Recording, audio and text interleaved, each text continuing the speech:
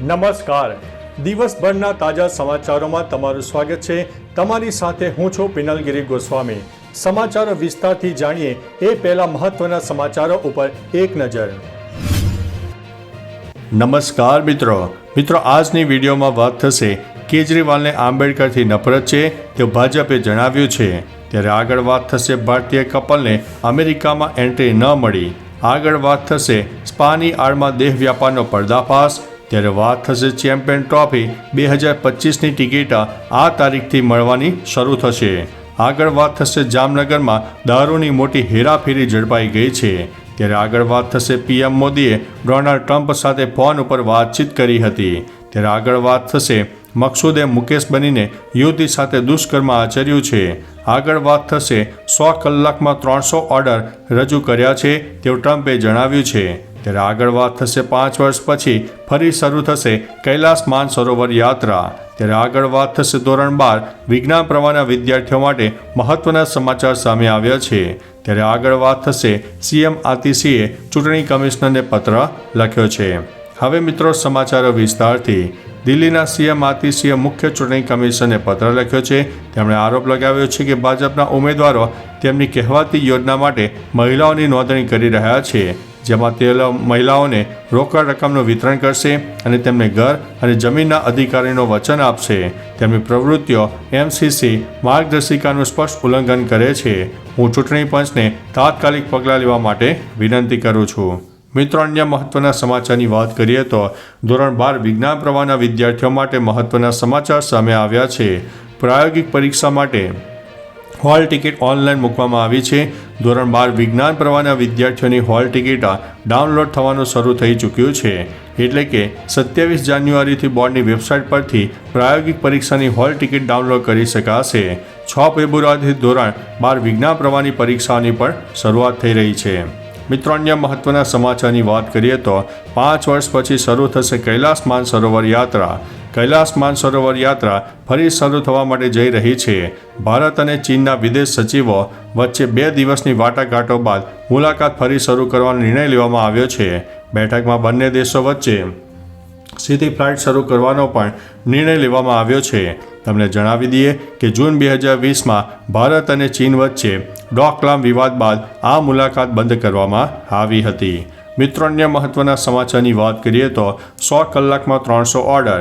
રાષ્ટ્રપતિ તરીકે શપથ લીધા પછી ડોનાલ્ડ ટ્રમ્પે એક પછી એક અનેક નિર્ણયો લીધા છે। વ્હાઇટ હાઉસના જણાવ્યા અનુસાર ટ્રમ્પે છેલ્લા 100 કલાકમાં 300થી વધુ એક્ઝિક્યુટિવ ઓર્ડર ઉપર હસ્તાક્ષર કર્યા છે।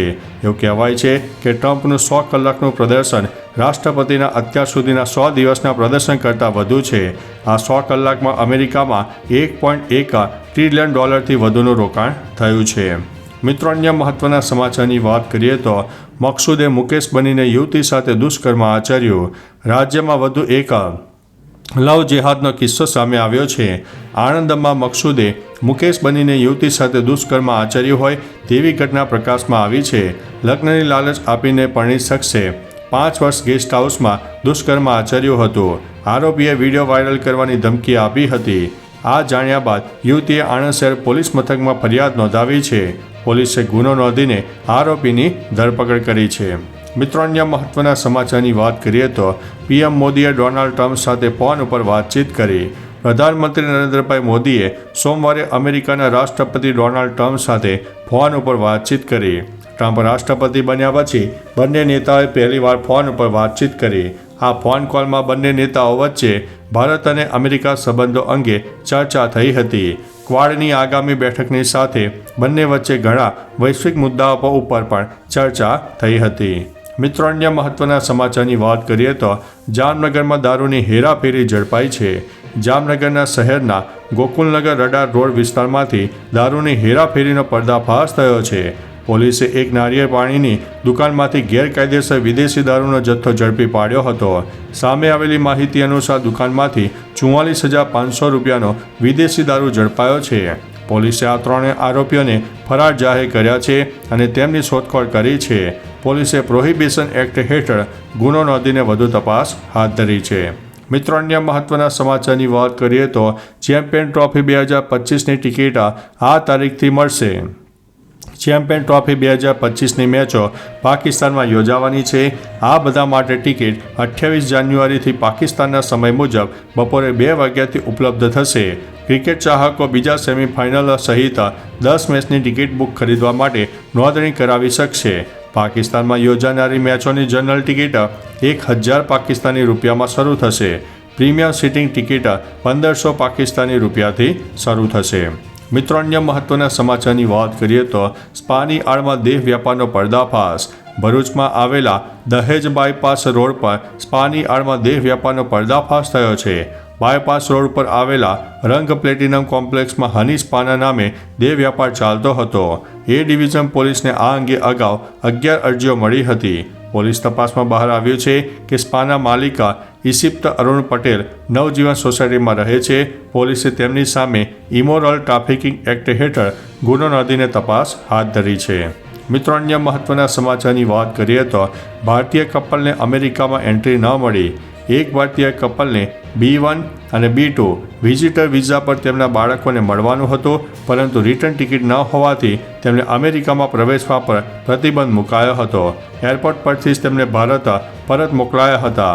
વાત એમ છે કે અમેરિકામાં ઇમિગ્રેશન નિયમોમાં ઘણા ફેરફારો કરાયા છે, જેમાં પ્રસ્થાન પહેલાં મુસાફરોએ તેમના તમામ દસ્તાવેજો જેમ કે રિટર્ન ટિકિટ અને મુસાફરી યોજનાના પુરાવા વગેરે બતાવવા પડી શકે છે। મિત્રો, અન્ય મહત્વના સમાચારની વાત કરીએ તો કેજરીવાલને આંબેડકરથી નફરત છે તેવું ભાજપે જણાવ્યું છે। ભાજપે આરોપ લગાવ્યો છે કે અરવિંદ કેજરીવાલ બાબા સાહેબ આંબેડકરને નફરત કરે છે। રવિવારે અમૃતસરમાં બાબા સાહેબ આંબેડકરની પ્રતિમા પર હુમલો થયો। ભાજપના પ્રવક્તા સંબિત પાત્રાએ કહ્યું કે અમૃતસરમાં પોલીસ સ્ટેશનની સામે આંબેડકરની પ્રતિમા પર હુમલો કરવામાં આવ્યો। કેજરીવાલની આખી ટીમ ચૂપ છે। કોઈએ આરોપીને રોકવાનો પ્રયાસ કર્યો નહીં। અમૃતસરમાં જે કંઈ થયું તે કેજરીવાલની સંમતિથી થયું છે। તો ચાલો મિત્રો, ફરીથી દેશ અને દુનિયાના સુપરફાસ્ટ સમાચાર લઈને મળતા રહીશું। ત્યાં સુધી અમને રજા આપશો। નમસ્તે।